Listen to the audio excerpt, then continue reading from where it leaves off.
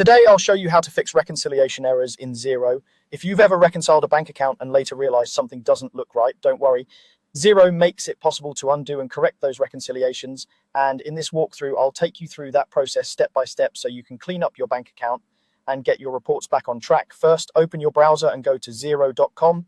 Log into your account the way you normally would.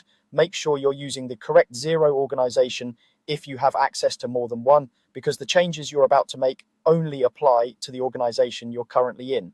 Once you're in, click on the Home option in the main navigation. This takes you to your dashboard where you can see an overview of your business. On this page, look for your bank accounts panel. You should see the business bank account that has the reconciliation error you want to fix.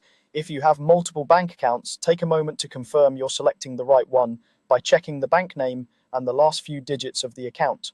On that business bank account, find and click the Reconcile Items option. This is where Xero lets you review bank statement lines and match them with your accounting transactions. Even though we're fixing an error, we're going to use this area as a starting point to get to the underlying transactions. From here, you'll want to switch to the Account Transactions view.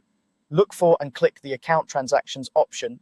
This screen shows all of the transactions that have gone through that bank account in Xero, including those that have already been reconciled. This is where we can identify and fix the specific reconciliation that's causing problems. Next, you'll need to select a reconciliation error. This might be a transaction that was matched to the wrong invoice or bill, posted to the wrong account code, or maybe duplicated by mistake. You can scan the list by date, amount, or contact name to find the incorrect one. If necessary, use the search or filters at the top of the page to narrow down the list so you can quickly locate the transaction that needs to be fixed.